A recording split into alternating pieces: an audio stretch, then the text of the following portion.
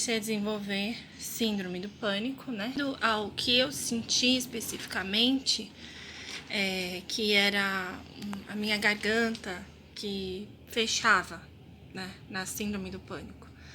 E ele tentava ali, de alguma forma, fazer com que eu me recordasse de alguma situação. E mais especificamente, com relação a alguma situação de abuso sexual. Porque ele dizia que pelo meu histórico, pela minha infância, pelos sintomas que eu estava apresentando, era certeza, isso nas palavras dele, praticamente certeza, que eu teria sido abusada sexualmente quando criança. E queria, né, que eu recordasse disso de alguma maneira. E eu disse prontamente, não, eu não me recordo de nada, está tudo bem, nunca tive nenhuma dúvida com relação a isso, né? Não com relação a isso. Mas ele persistia, e eu cheguei aí apenas mais uma consulta até que eu decidi abandonar sessões de psicologia, porque eu achei que não estava tendo um resultado esperado. Mas o que aconteceu? Eu estava grávida do meu filho, né? Então, graças a Deus, foi vida, né? Foi vida, e essa gravidez apenas me trouxe alegrias, né? E vendo o quanto Deus, na verdade, estava me trazendo vida e não morte, que era aquele sentimento destrutivo que havia surgido dentro de mim, né? E surgiu assim de uma hora para outra, realmente, em situações de estresse, né, que eu havia passado anteriormente, mas graças a Deus foi uma bênção, tudo aconteceu bem, né? Mas aquela sementinha já havia sido plantada na minha cabeça, né? Que eu havia sofrido algum abuso sexual. Então eu tentava lembrar de algum momento em que aquilo poderia ter ocorrido. Então, vejam só, eu comecei a pensar na minha infância, tentar lembrar algum acontecimento suspeito no qual a minha memória tivesse apagado aquela situação, porque foi isso que aquele psicanalista havia informado, que a minha mente apagou naquele momento a memória para que fosse possível eu prosseguir a minha existência, né? Então, a minha psique fez isso para me proteger.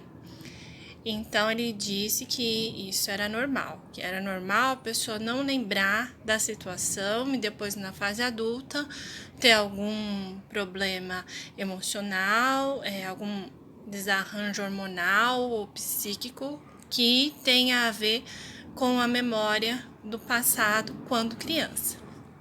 Então eu fui rever. E eu me lembrei de uma situação em que eu não me lembrava do desfecho. Eu me lembrava do início, né? Quando eu estava com uma pessoa, na qual eu não vou expor quem era, né? Por motivos óbvios, porque não acabou não sendo uma lembrança verdadeira. Porém, como ele havia plantado aquela semente e eu tinha feito, era como se todos os dias o meu inconsciente ou eu mesma conscientemente viesse a me visitar a minha infância, né, ao meu passado, para que eu pudesse justificar o porquê eu estava tendo aquela crise de ansiedade, confiando cegamente no que aquele psicanalista havia me informado. Então, eu comecei a procurar alguma situação suspeita, até que encontrei uma, né?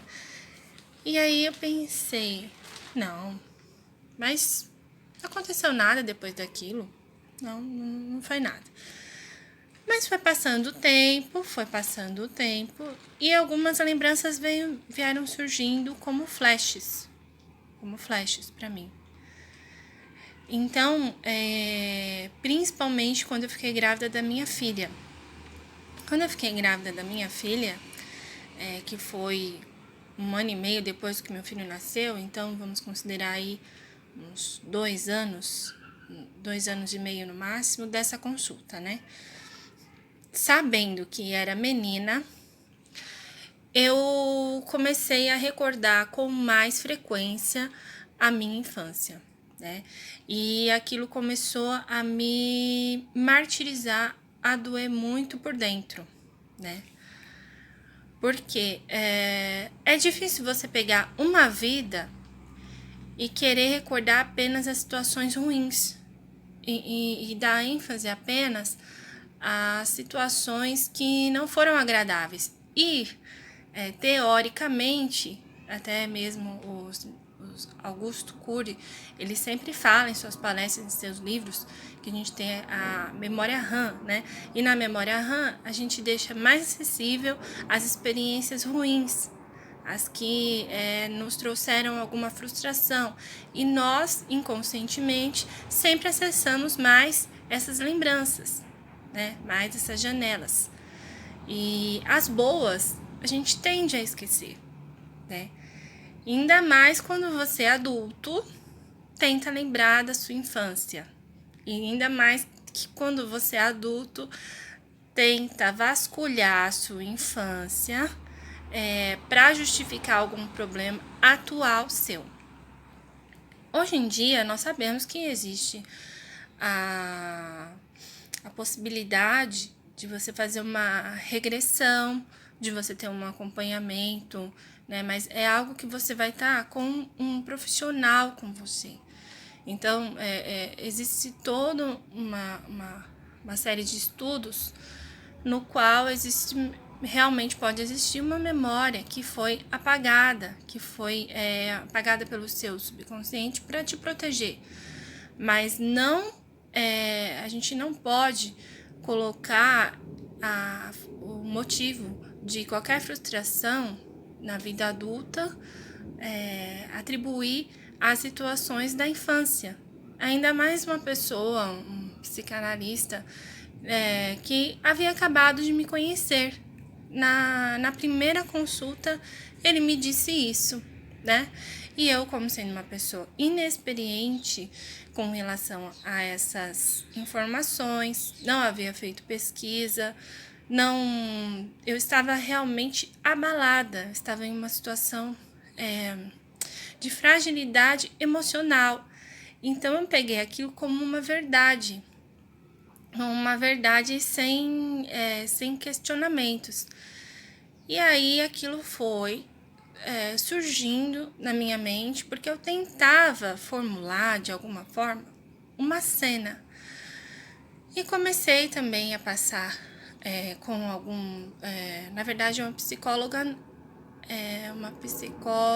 voluntária que estava trabalhando no hospital em que eu trabalhava. Então eu comecei a passar com ela. E eu falava para ela, eu não consigo me lembrar. Se houve uma agressão, eu não consigo me lembrar daquela cena em si, em que pode estar gerando todo esse problema para mim.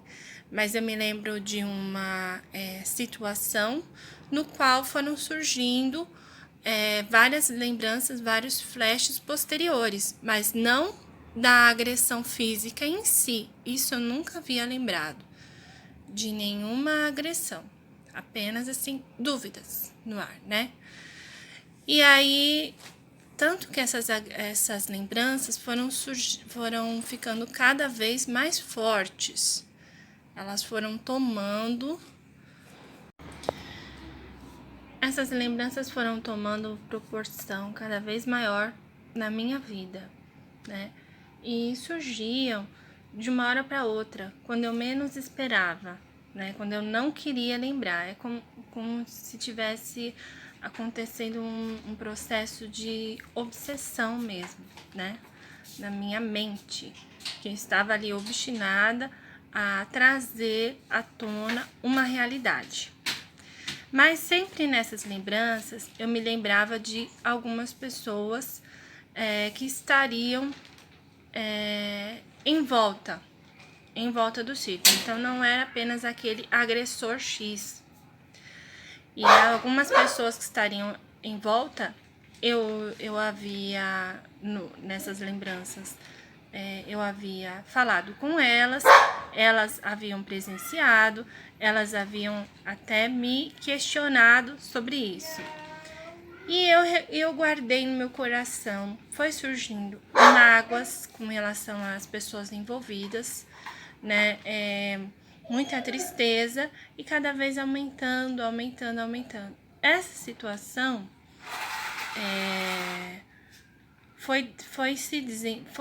foi aumentando gradativamente no período, olha, de 2012 até agora 2020, então 8 anos. Porque agora em 2020 eu tive a coragem de falar com uma das pessoas envolvidas, né?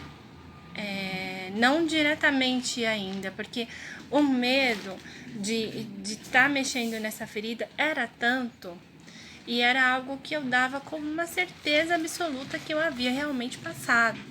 Então era inadmissível para mim, não passava pela minha cabeça que essas lembranças poderiam ser falsas, ou que o meu cérebro que estaria criando essas lembranças, né, essas imagens. Então, eu, após falar com a primeira pessoa envolvida, uma das pessoas, essa pessoa me garantiu, ela jurou pela vida da filha dela que nunca tinha acontecido aquilo. Nunca tinha acontecido aquilo. Eu nem acreditei, mas eu não acreditei. Mesmo assim, continuei acreditando nas minhas lembranças. Pensei, essa pessoa, ela está mentindo. Ela está com algum medo, né?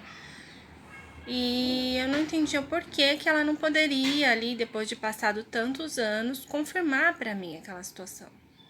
Mas ela não me confirmou. Ela disse pelo contrário, que eu estava realmente com lembranças erradas, equivocadas, que aquilo não aconteceu. Eu estava, entre aspas, maluca, né? E aí, então, só me restava falar com a segunda testemunha envolvida, né? E aí eu falei com ela sobre a minha lembrança. Houve algum momento, aí eu falei, né, da situação que eu recordava, em que aconteceu isso. E ela disse, não houve esse momento, isso não aconteceu. Aí eu fiquei pensando, não é possível. E fui procurar na internet casos de pessoas que teriam tido alguma memória incorreta, incoerente, uma memória que não existiu, criada em sua mente, né? E encontrei alguns depoimentos, e vocês podem pesquisar, que realmente existe. Então, foi uma situação que realmente não existiu, mas persistiu na minha mente por um longo período, trouxe estragos. E depois que eu confrontei, tive coragem de confrontar essas informações, né? Eu me senti liberta, completamente liberta, e me tornei uma outra pessoa, muito mais leve. Então eu peço para que você, quando for fazer alguma consulta, né, não tomar aquilo que é dito a você como verdade suprema, porque você pode estar num momento de fragilidade emocional. Pesquise um pouco sobre isso e lembremos que devemos viver o presente. E, obviamente, existem muitos profissionais sérios que não fazem esse tipo de coisa, mas pesquisando um pouquinho na internet, aí eu já verifiquei casos, não só aqui no Brasil, né, assim, matérias mesmo, falando sobre pessoas que passaram por isso e que depois elas processam elas entram na justiça para reparar os danos causados por causa dessas lembranças que teriam sido plantadas em suas mentes. Então, assim, vamos lembrar que nós não, o espaço-tempo, ele é uma dimensão também no qual nós tentamos calcular, né, como seres humanos, as 24 horas do dia, contando os dias, meses e anos, mas nós não temos como mensurar de uma forma mais precisa. Os cientistas dizem, né, é uma outra dimensão. O que existe agora, o que nós estamos falando agora, no próximo segundo já virou passado, e o presente, ou seja, o presente intangível, que é o agora, que é o mais precioso que nós temos. E o futuro nunca, esse realmente é intangível mesmo, e o passado já foi. A gente não pode viver de passado. Então, você que já teve uma experiência difícil na sua infância, sendo comprovada, sendo algo que você não tem dúvidas que realmente passou por aquilo, que isso sirva apenas para te fortalecer, né? Agora, cada um de nós temos uma estrutura para carregar uma determinada carga, então não aceite carregar uma carga maior do que aquela que você já tem, maior do que aquela que você realmente possui, entendeu? Aquilo que não é para você ficar alimentando e levando para frente, exclua, porque só vai gerar tristeza para você e desnecessária. Então, que a gente possa apenas alimentar coisas boas, e quando surgir algo ruim, realmente algo que ali vai perverso, que foi plantado na sua mente por alguma pessoa, alguém levantou alguma dúvida de algo, que aquilo ficou na sua mente, não hesite em ir atrás e descobrir a verdade, tá? Não faça como eu, que demorei anos para realmente encarar essa realidade, porque o que me trouxe nesse período foi apenas mágoa. E agora, o que me traz dessa liberdade, essa vontade de expressar e que outras pessoas não passem por isso que eu passei, né? Essa foi uma experiência que acabou sendo boa, né? Porque de tudo que nós passamos, nós temos que tirar o melhor, nós temos que tirar o lado bom, né? Então, o lado bom é esse, tá? Que a gente saiba que a nossa mente é muito poderosa. A bebezinha, ela é clara. A nossa mente, nós não conhecemos muito bem. E cada um de nós não conhece o seu inconsciente. Então, nós não podemos menosprezar o poder da nossa mente. Até às vezes nós queremos não pensar em determinada coisa, é aquilo que vem e fica ali na nossa mente, martelando. Você não quer pensar naquilo, mas, ou seja, a nossa mente, dizem, né, que nós usamos apenas 10%.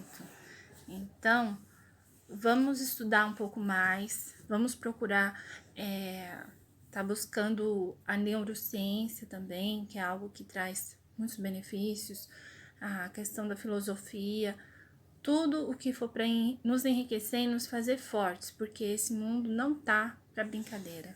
Esse mundo tá, nós sabemos que tá muito complicado. Então, essa é a minha experiência e fica aí para você como assim, desejo do fundo do coração que você tenha força para superar o seu passado, que você tenha muita sabedoria e entendimento para viver o seu presente e que não se preocupe com o futuro.